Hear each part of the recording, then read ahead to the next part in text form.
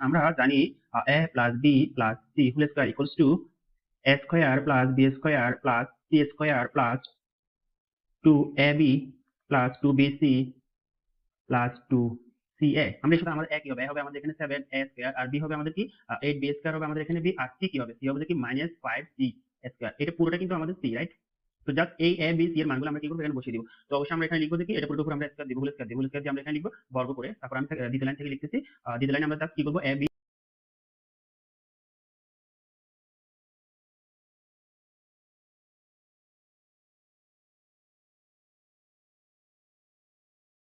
7a square, 7 এর উপর square দিলে এটা হয়ে যাবে কত, 49।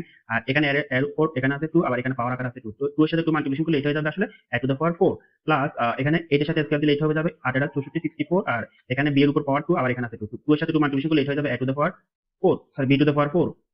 এরপর এখানে -5c স্কয়ার, তো এখানে c এর উপর স্কয়ার আছে, তাহলে -5 এর উপর যদি আমরা স্কয়ার দিই তাহলে এটা হয়ে যাবে আসলে +25, আর c এর উপর এখানে 2 আর এখানে 2, তাহলে এখানে হয়ে যাবে c to the power 4।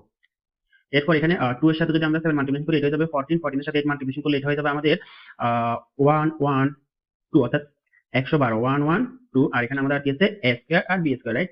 a square b square আমরা এখানে এভাবে বসিয়ে দিব। এরপর আমরা এরপর এখানে আছে আমাদের এটা, রাইট? এখানে এটা এখানে মাইনাস আছে, সেক্ষেত্রে এই মাইনাস এখানে এসে কি হয়ে যাবে, এই প্লাস মাইনাস এটা মাইনাস হয়ে যাবে। তার মানে আমরা এখান থেকে লিখতে পারবো যে মাইনাস 5 এর সাথে 2 মাল্টিপ্লিকেশন করলে এটা হয়ে যাবে 10, 10 এর সাথে যদি আমরা 8 মাল্টিপ্লিকেশন করি তাহলে এটা হয়ে যাবে আমাদের 80। তার মানে আমরা এখান থেকে পাচ্ছি কত, 80 b square c square, right? এরপর আমাদের কি আছে, এরপর আমাদের এখানে আছে -5c, আর এদিকে আছে আমাদের প্লাস, প্লাস মাইনাস এটা হয়ে যাবে মাইনাস, আর 2 এর সাথে 5 মাল্টিপ্লিকেশন করলে এটা হয়ে যাবে কত, 10, 10 এর সাথে আবার 7 মাল্টিপ্লিকেশন করলে এটা হয়ে যাবে আমাদের কত, 70। তাহলে আমরা এখানে পাচ্ছি 70, আর এরপর আছে আমাদের c square a square, 70 c square আর a স্কয়ার। তো দেখো এটা আমরা এইভাবে কত সহজে আমরা একটা মান বের করতে পারি।